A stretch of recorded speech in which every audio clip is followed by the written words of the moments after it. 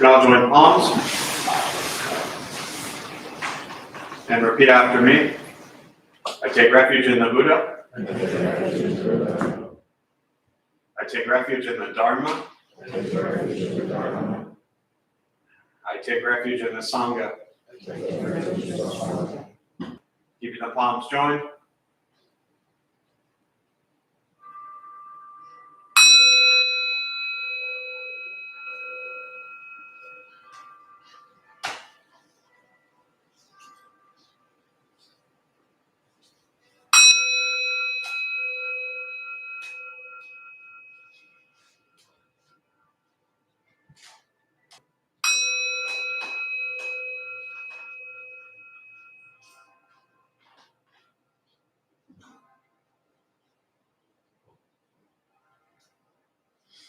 Put the palms down.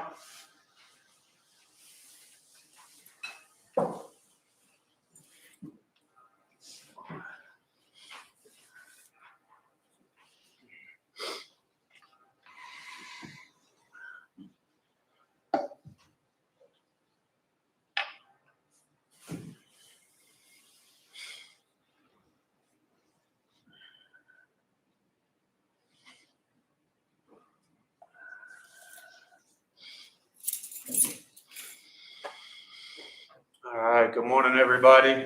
Good morning. Good to see you all live and in person. Anyone here for the first time? I guess I'll just pick on you. What brings you here? Me? Sure. Sister-in-law. It's a good sister-in-law. Well, actually, I'm not sure. What did your sister-in-law tell you? We did it last Saturday. And was last Saturday your first time? Uh-oh. You're in trouble now. Yeah. We don't give you the juice to drink from until week 3, so you still got time to run. Yeah. Were you bribed, or, was it like, hey, let's... No bribery involved. That's good work. Not bad. Yeah. No, I often joke about, Buddhist stuff is not the thing where, like, someone's on the street corner holding up a sign, like, trying to wave you in, We always talk about people really don't kind of show up for this path or this practice until they're kind of ready for it.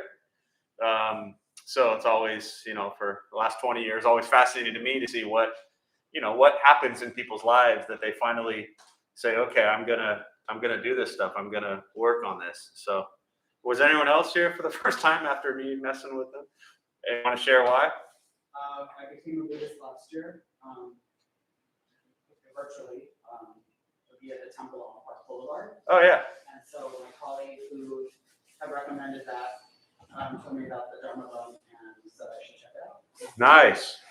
So I started there 19 years ago, ended up in their monastery 2 years later, and been sitting here for the last 15 years. So be very, very careful. This could ruin your life forever. But it's good to know that you're only Buddhist virtually. So that means, like, in reality, you're not really Buddhist yet. Yeah. It's funny, though, how this virtual thing, like, we noticed it even here, that as we started to do, like, the rest of the world stuff virtually, we saw more and more people seeking, because more and more people were stuck, isolated at home. And when you're stuck, isolated at home, who are you left with? Yourself. And who drives you crazy the most? Yourself. So then people were, like, frantically like, oh my God, I need help. And then Buddhist stuff pops up and they're like, sure, why not? So, well, welcome. I'm glad. Have you been back to Shifang? Do you still go? No, not in person. You were going virtually. Yeah. Were you sitting with Venerable Miaozang? I'm sorry? Venerable Miaozang? Yes. Yeah, she's wonderful. Really such a gentle person. As all those Buddhist nuns are from Taiwan, they're really special. Well, welcome.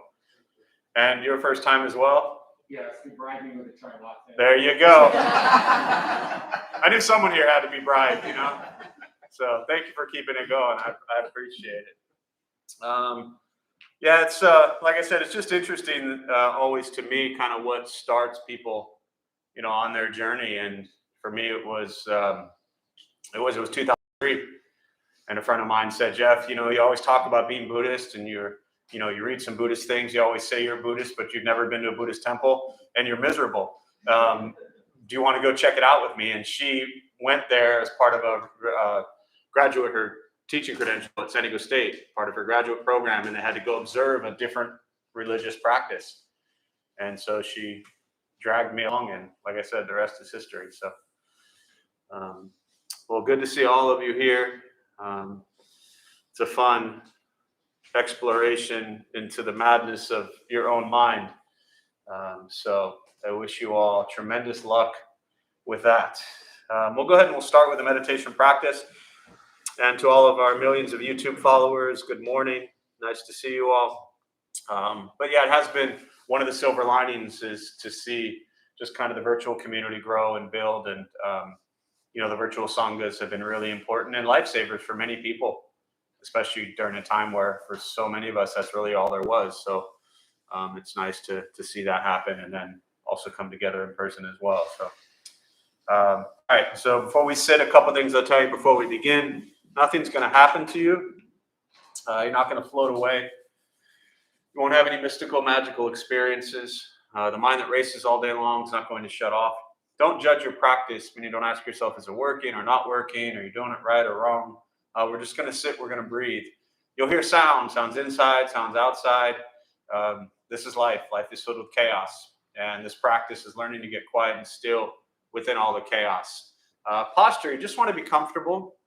If you're on a cushion, often slide into the front third, pushing the stomach forward, allows the back to straighten. If you're on a bench or a chair, also trying to sit up straight. Relaxing the shoulders, hands will be on the knees or in the lap. And remember, you're not trying to stop the mind. You're not trying to shut it off. You're not trying to think nothing. Your mind is going to continue to wander and race. I will say things periodically to bring you back to the present moment or wake you up. I will guide us as we begin, and we'll settle into a little bit of silence.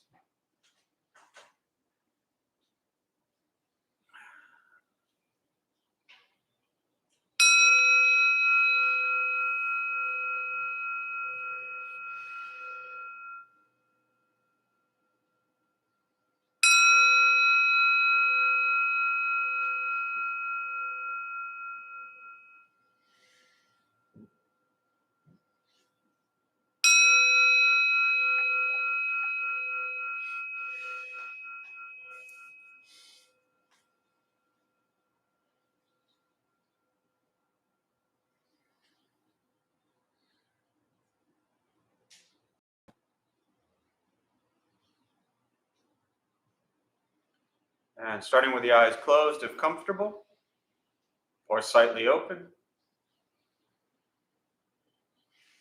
Mouth is open or closed.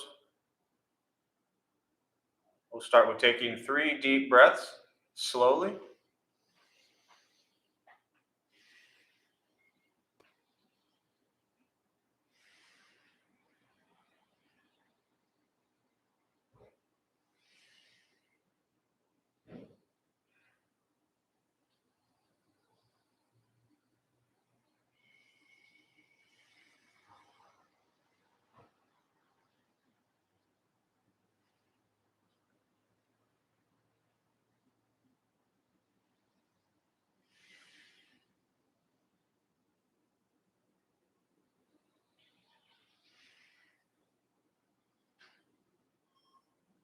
And eventually, settle into a natural rhythm of the breath.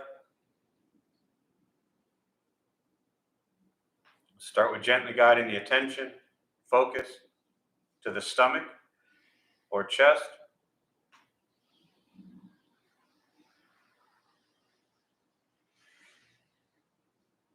Breathing in, feel them rise.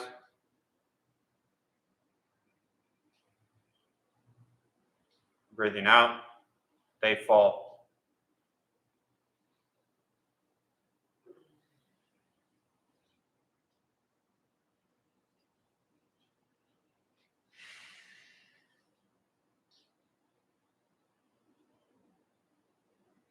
Simply continue this practice, observing sensation of breath.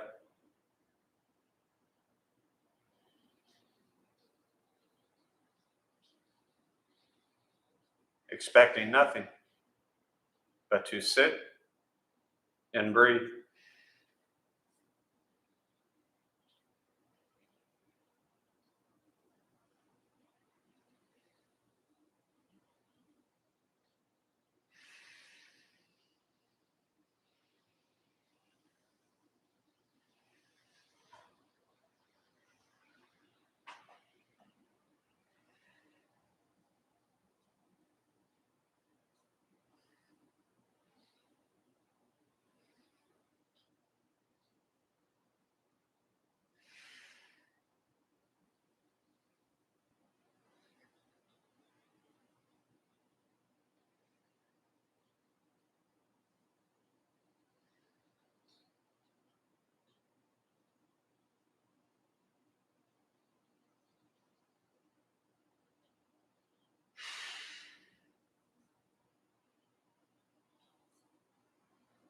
And as the mind wanders, lost in thought, recognize it,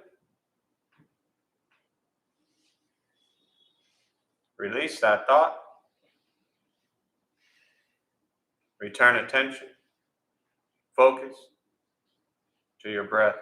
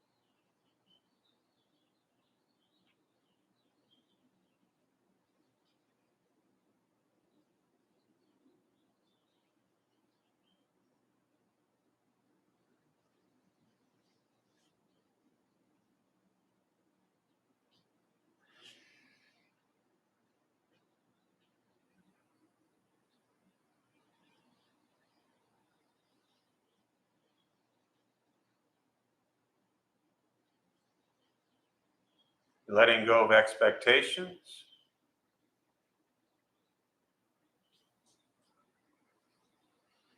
letting go of judgment from the practice,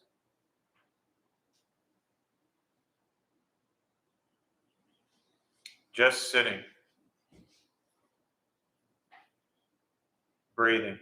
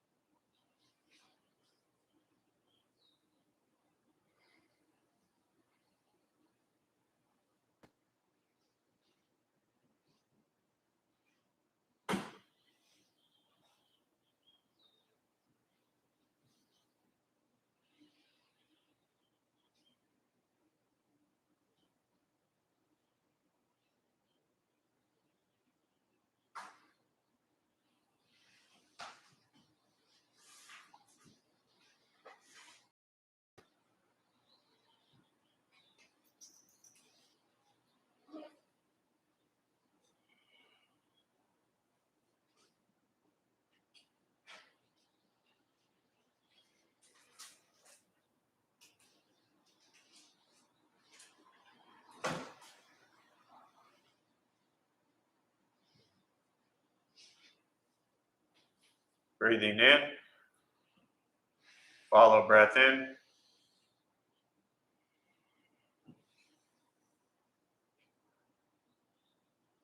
Breathing out. Follow breath out.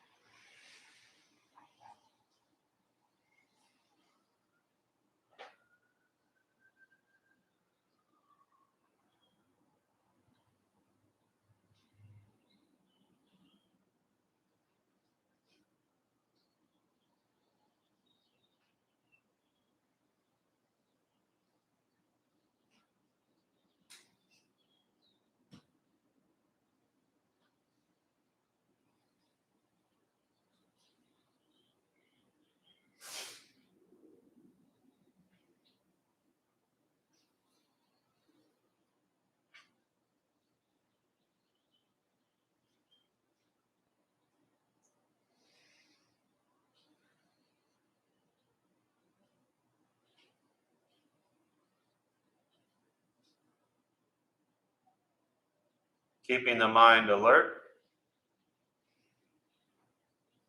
aware of each sound.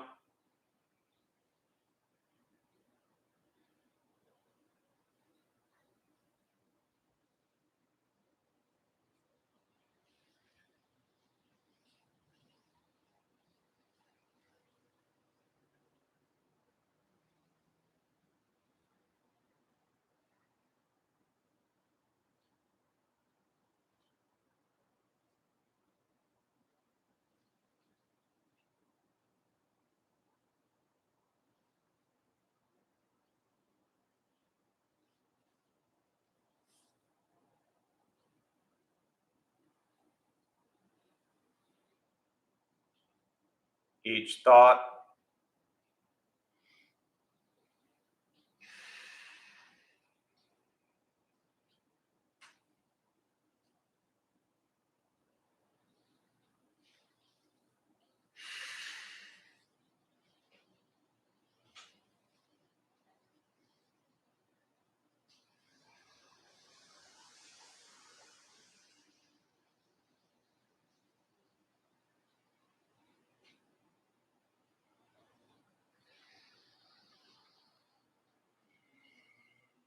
each physical sensation,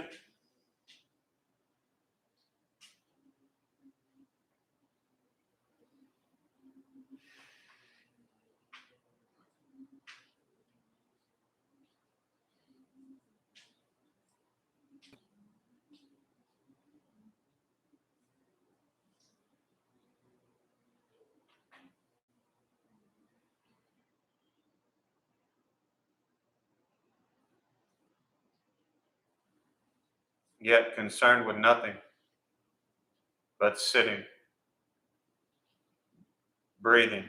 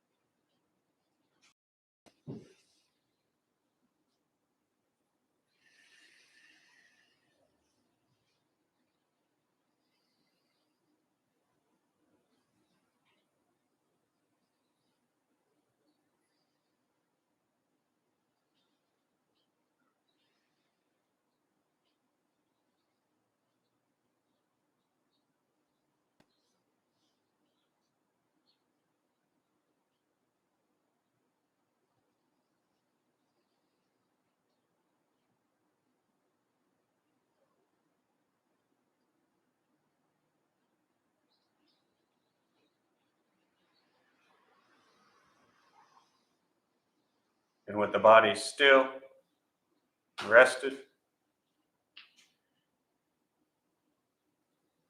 and the speech quiet, aware of all sounds, and the mind learning to settle and breathe.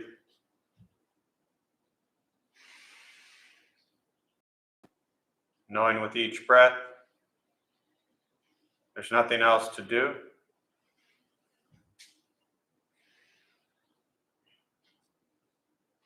Nowhere else to go.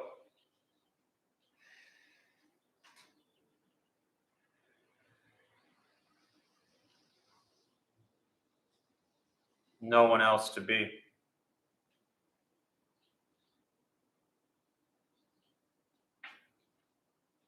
Everything beautiful, just as it is.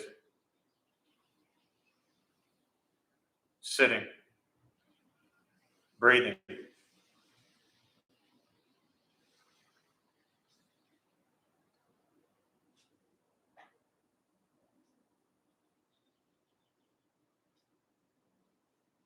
once again, taking 3 deep breaths, slowly.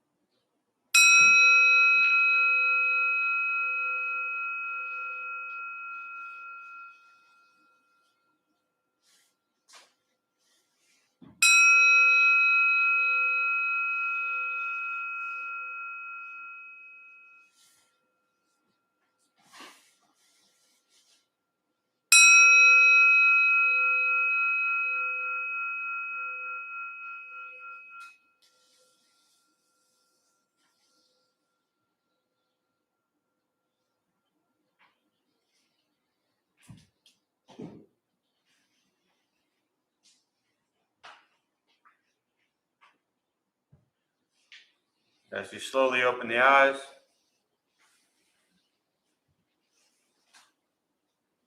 slowly beginning to move.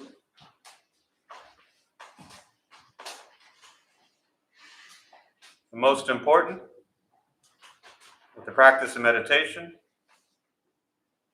is to recognize how you feel now, immediately after. Compare this to how you typically feel throughout your day. Recognize the difference, if there is one. Ask yourselves how you prefer to feel every day for the rest of your life.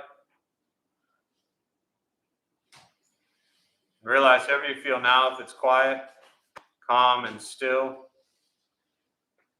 or a busy mind, racing mind, whatever you're sitting with at this moment. It's not from anything I said. It's not from how we sit and hold the hands or cross the legs. It's not from the sounds around us or anything else for that matter.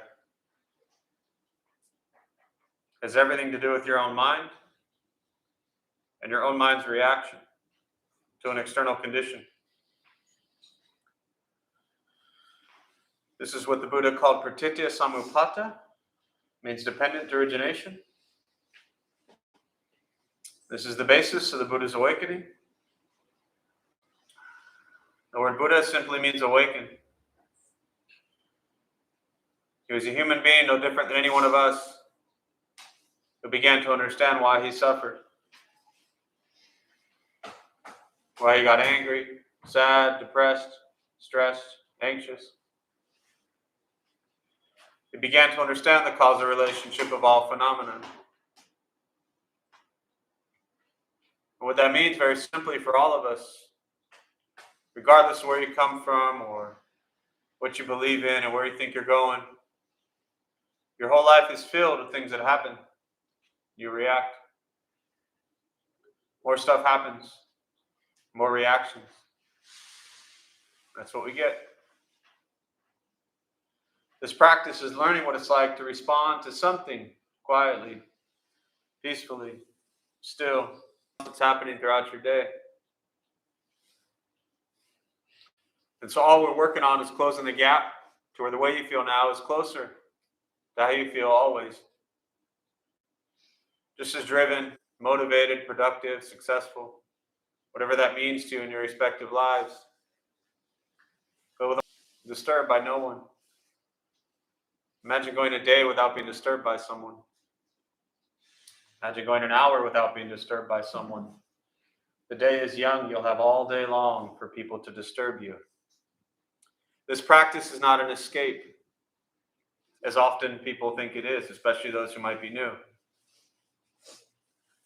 Meditation is direct perception into the present moment. This entire practice of Buddhist teachings is direct perception into the present moment. Meaning we're surrendering this idea of life working out how we want it to, or how we think it should. And we're welcoming and opening to the idea that life is working out exactly how it's working out. And we're learning to observe it as it occurs, as opposed to trying to force, manipulate, change things as they are. Meditation is free. Buddhist practice is free. Sitting, breathing, learning to be kind to yourself and everybody else you encounter all day long. And that's why it's such a simple practice. Be nice to people. And I'm sure.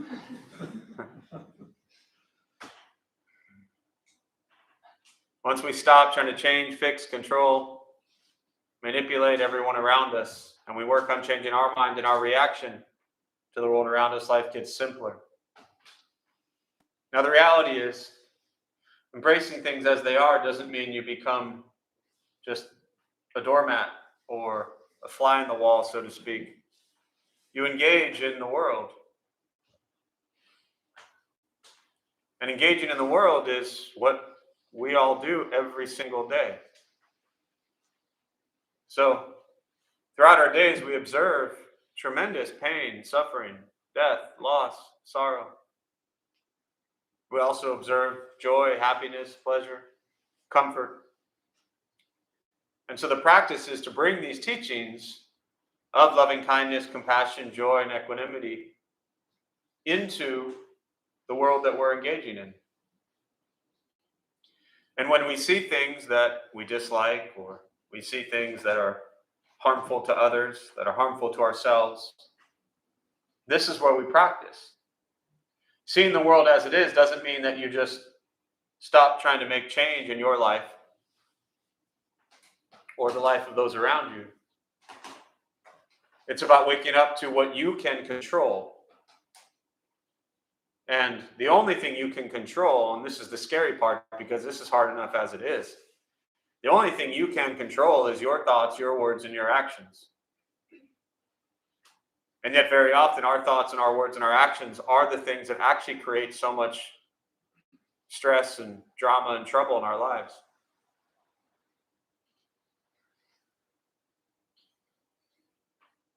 So that's why it's called a practice. It's not a quick fix. It's not an overnight solution. It's not something that after 6 weeks you're like, okay, I get it. You know?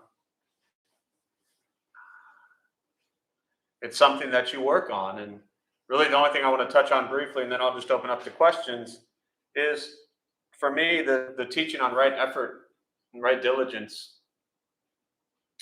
And this is incredibly important. You know, there's lots of statues mean lots of different things, but there's a statue up there, Samantabhadra, And he's considered the bodhisattva of right effort, right diligence. And he has 6 tusks on the elephant. Or the elephant has 6 tusks, I should say. And these 6 tusks represent the paramitas, the practices of generosity, morality, patience, diligence, concentration, and wisdom. And diligence is really important. Now, most of us are really good at diligence. Anyone here watch Netflix? Anyone sat and watched like 10 hours straight and not even moved? And there's like thank you for being honest. I saw the hand back there, right? And there's like a fire, and you're like, but hang on, I just have one more episode. You know? We can be really diligent at a lot of things in our lives. Simple things, you know. Who drinks coffee? I'm a coffee drinker. Could you even imagine going a day without drinking coffee? Right? No way. That takes a lot of effort, a lot of diligence, that's like serious commitment. Who here's been drinking coffee every single day for years? I'm with you. It's not, right?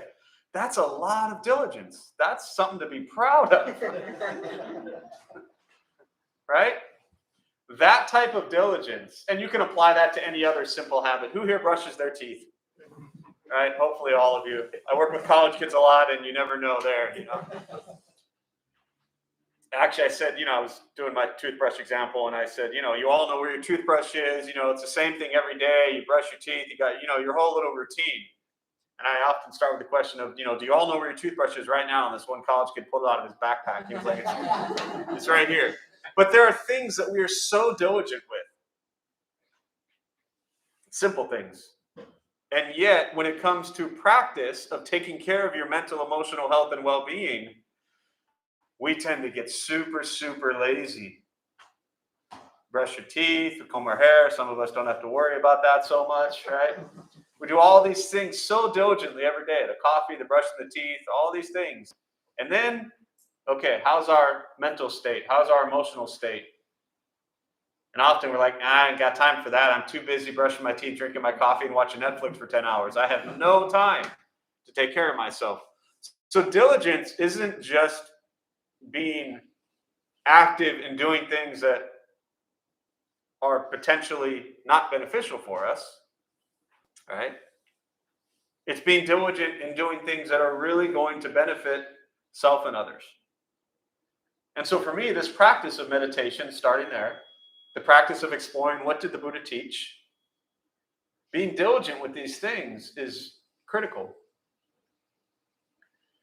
Now, most people, right, come to this practice because we recognize there's stuff that we're not okay with, emotionally, spiritually, whatever it might be. It's different for everybody, Some people were bribed with chai lattes, and that works too. So you might be the only perfect person in here, right? But the reality is we all have something usually that brings us to this practice that we want to work on. And that's going to require effort, diligence, the same type of effort and diligence that we put towards the coffee, the brushing the teeth, the combing the hair, these everyday tasks. And when we don't, we feel it, we recognize it, right? I would often, in other places I lead, I would challenge people to do, especially if you're new to meditation, do it every day for 3 weeks, 5 minutes. That's it. If you don't have a daily practice, try this. 5 minutes every single day for 3 weeks, and then take a week off. Why would I suggest taking a week off? See the difference. And equally, if not more important, who else would see the difference? Everybody else, yes. Funny how you two are together. You laughed weeks ago, right? Who sits where? So you recognize that when you're, in relationships with people, whether it's, intimate relationships, whether it's just relationships with colleagues, with friends, whatever it might be, that our mental, emotional health and well-being has an impact on others. And so we do this practice for us, but it's also really to benefit those around us. None of us like dealing with people. And that's the diligence that I'm talking about, is recognizing that we must stay consistent with this practice if we want to really benefit from it. And I don't care where the practice is. I don't care. within 10 miles from here, there's probably 50 places, I'm not even kidding, to go meditate. There's also just outside. There's also sitting in your car. There's, all kinds of, with it off, of course, but there's all kinds of places to do a meditation practice. So find ways to bring this into your life. Try it every day for 3 weeks, 5 minutes, and then take the week off and see. And hopefully you'll then develop a daily practice. And it doesn't matter how long you sit, if it's 3 minutes, if it's 5 minutes, if it's an hour. Sitting for an hour every single day will be hard enough for you, for most people, if you don't have a daily practice. But if you tell yourself, I'm going to do 40 minutes every single day, it's just not realistic, unless it's on Netflix. So with that, I'll pause, open up to questions. We'll use the rest of our brief time this morning. I always really just prefer to respond to questions. Yeah, go ahead. So I think up until recently, when I heard people say, notice your physical sensations, Yeah. I was thinking about like sleeping feet, itchy noses. But lately, I have noticed, I've been starting to notice a lot of physical after about halfway through. I start feeling what I would best feel while having the urge to scream. But I was wondering if you could talk with us a little bit about those kinds of physical sensations. No, that's great. I mean, not great that you have the urge to scream. No, And please, by all means, if you need to scream, scream. Well, that's how I get through it. Is I know that if I actually did start screaming, I'd be supported and loved anyway. Yes, so. yes. I mean, you'd probably have a few people freaked out that might leave, but it's all right. So here's the thing. Somebody years ago, and I'll never forget this, in a similar way, asked a question and said it actually changed. From that question, I changed the way I kind of lead and a certain part of what I say. But she said afterwards, does anyone else feel like there's 1,000 knives in their head during meditation practice and they're all just like chopping everything up? That was the way she described what it was like to sit in silence. And for you, you're talking about in silence is not fun. Because, and I've worked for 20 plus years, you've heard me talk about this with people, tremendous trauma, combat veterans, you name it. And being in silence is torture for many people. Because when we're silent, we are left with nothing but our thoughts. And very often, and this is for everybody, especially though, then you're watching the wrong TV show about meditation, right? Your thoughts are going to go all over the place. Some will be pleasant, some will be unpleasant, some will be neutral. So the Buddha taught pleasant, unpleasant, neutral. And very often, if we're someone who's used to having unpleasant thoughts, which was a majority of my life, when I sat down, that was hell.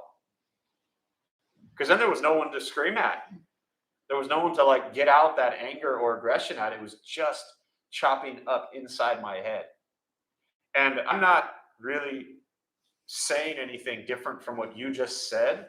All I'm doing is confirming, hopefully for you, that the fact that you're able to sit with that and not physically scream and not get up and run out and not, punch anyone, that's beautiful.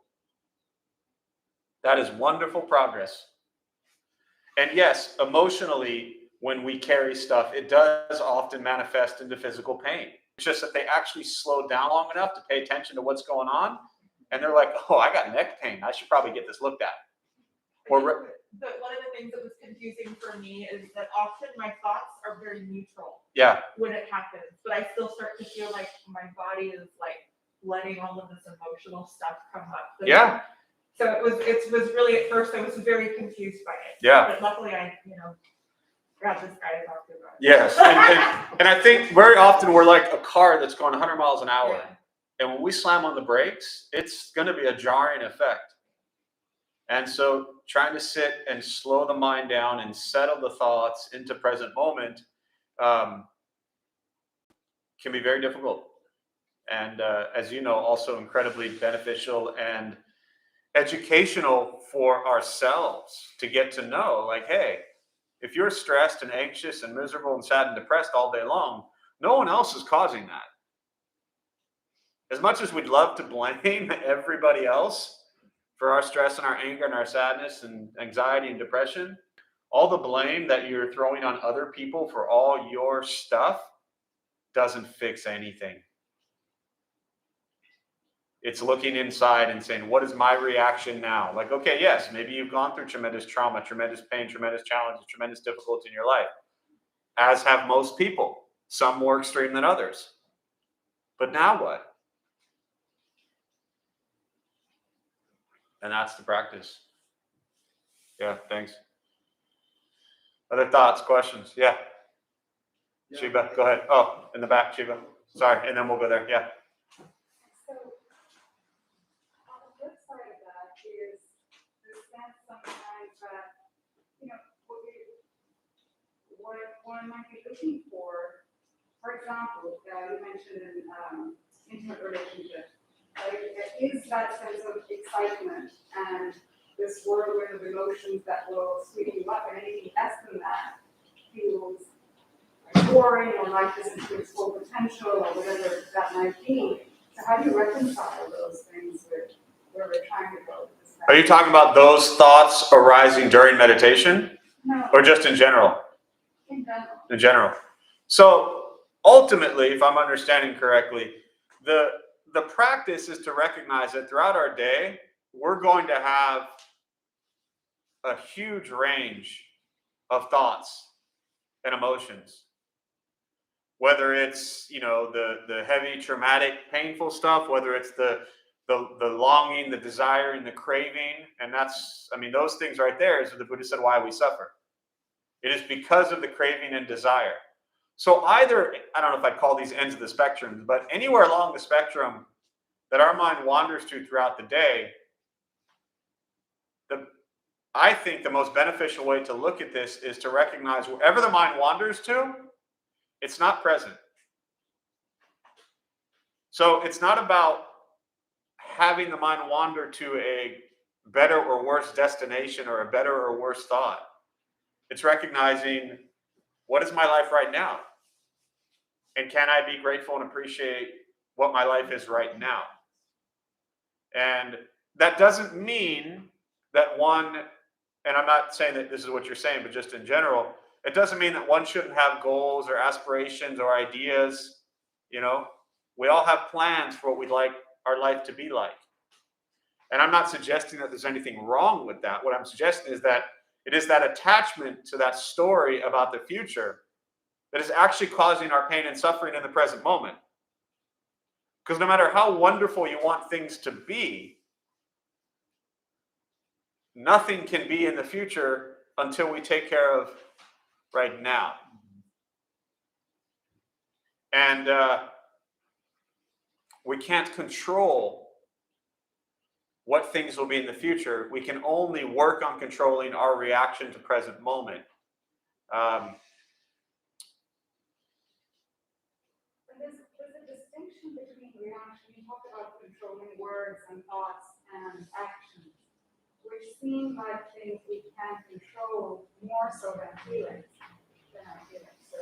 Well, the question of, just so I understand, did the first part of what I said, did that kind of address what you're talking about? I think it's related, but the piece that I was getting at was, how do you, that quest for a feeling of excitement. Sure. How do you abate that? Okay, but that feeling of excitement, where does that feeling come from?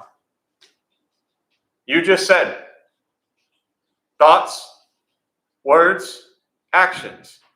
So what you said was that I said that we can control our thoughts and words and actions, but what about feelings? What does the feeling come from? Thoughts. So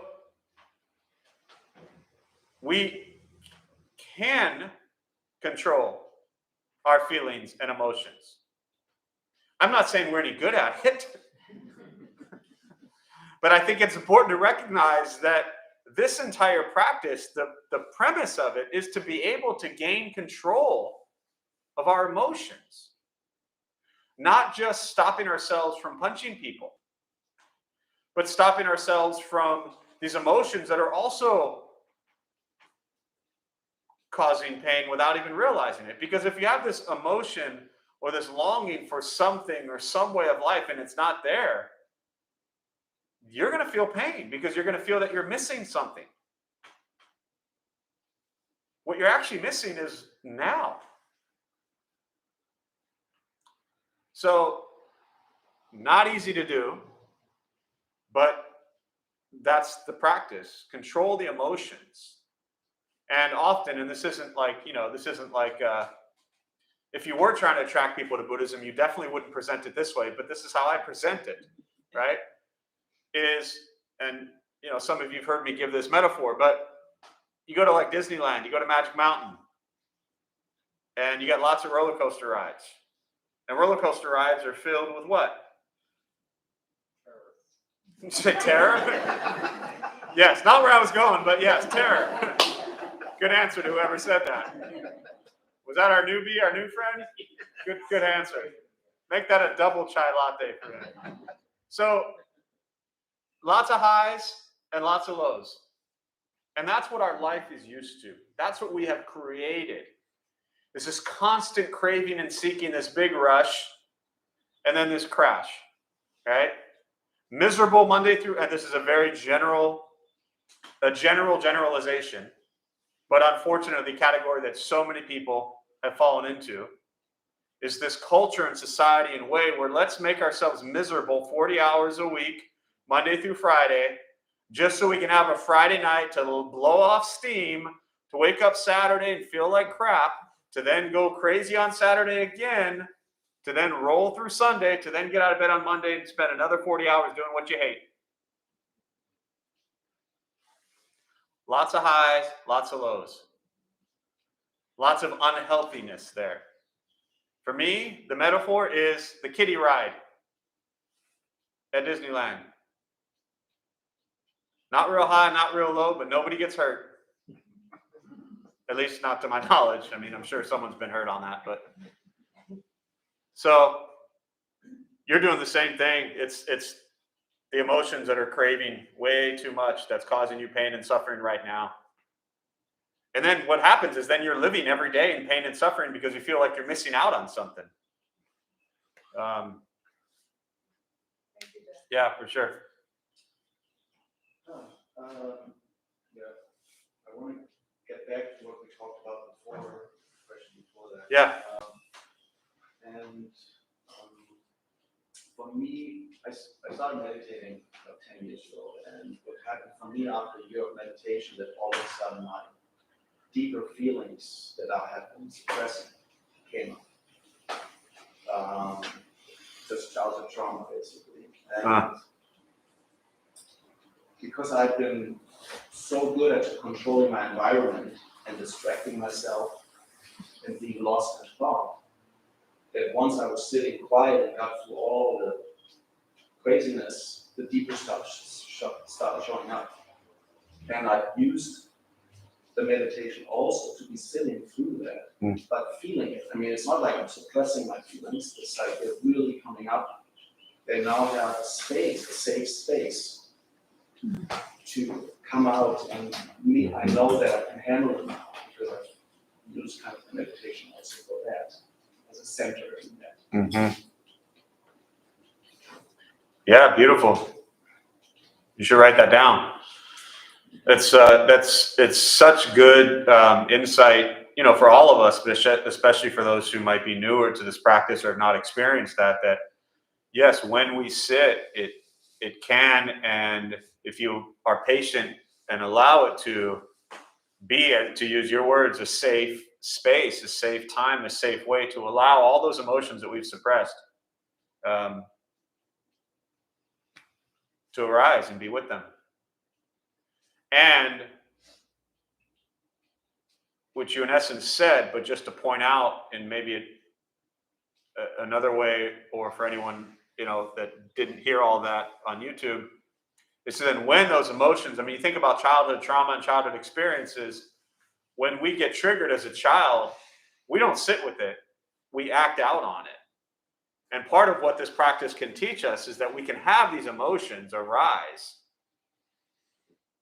but not act on them.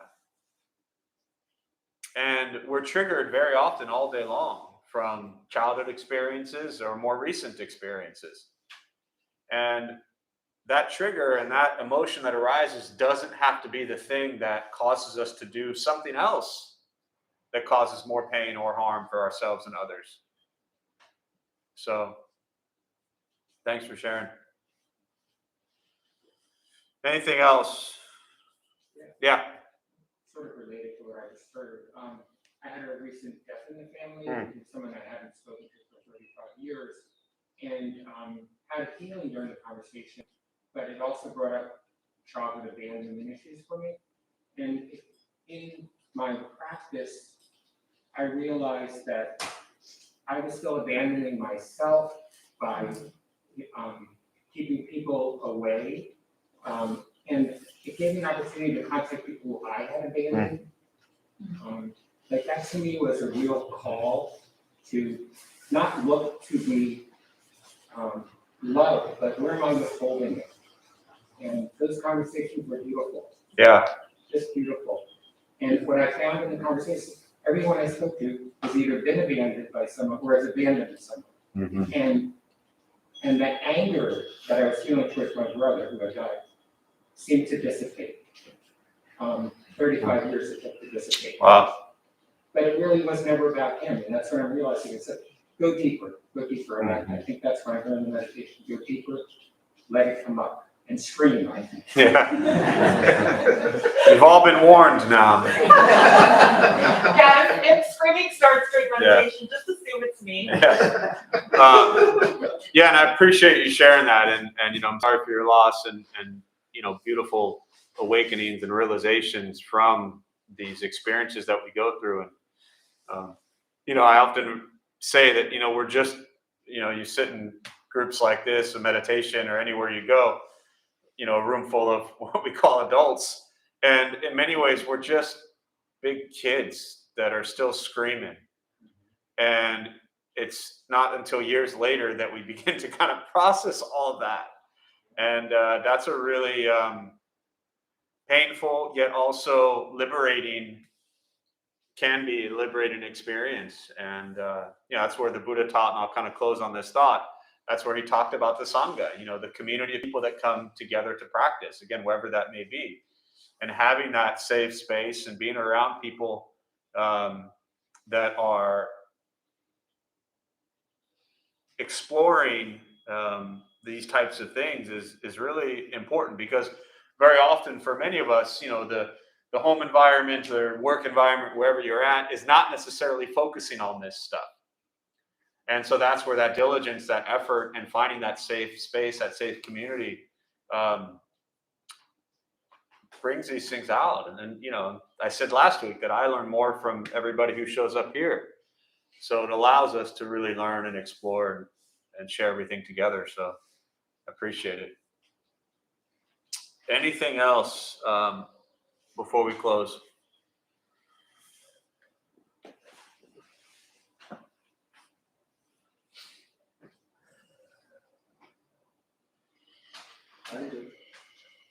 Hi, Al. Good to see you. I love, because I can see your big smile underneath that mask. Yeah, it's Ear to ear, So. Since you reopened, every week I'm saying, I'll go, and things just happen. This morning, something says go. Go. It's an instinct or intuition. There's something there for you. Is there a Buddhist explanation of that feeling? Awakening? Intuition. Yeah, I mean, I don't, I think that there's, I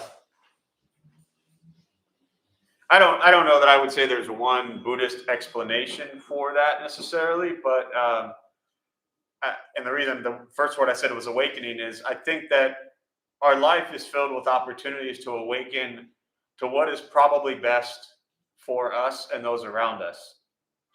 And very often we don't make those decisions, meaning the decision we often make is not what's best for us or those around us. And if you watch, not just you, Al, but for all of us, if you watch what we do the rest of today, your entire day is going to be filled with moments just like you this morning, where we have an opportunity to choose. Anyone remember those Choose Your Own Adventure books when we were kids, right? That's like your whole life.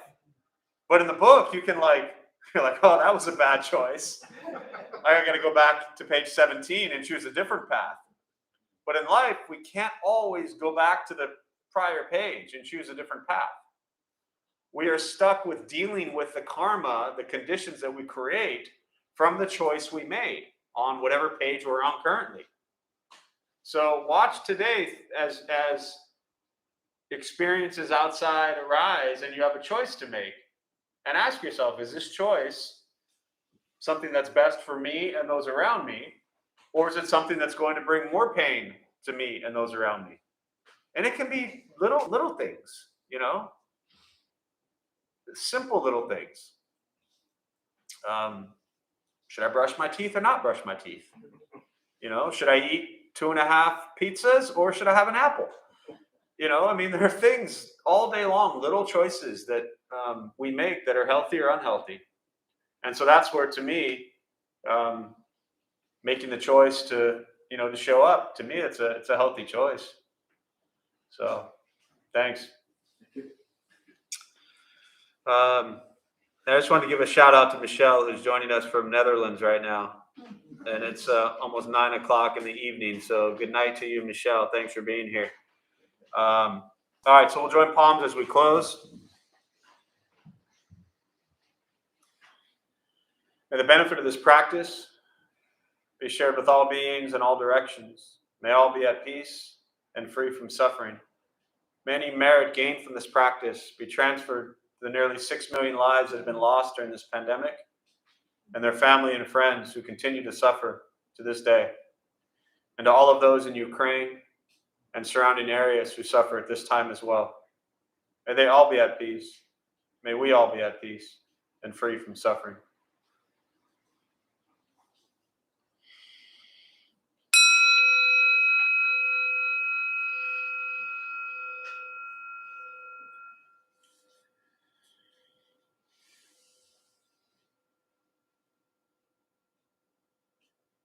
So a few quick announcements before y'all head out.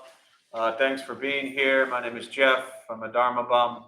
We opened up this temple 15 years ago to bring Buddhist practice to those who show up. So thanks for showing up. Those of us who lead, we're not monks, we're not nuns, we're not gurus, we're not masters, we're not teachers, we're not looking for students, we're just practitioners. We do our best to take our unenlightened views of Buddhist teachings and put it into terms that hopefully make sense to those who show up.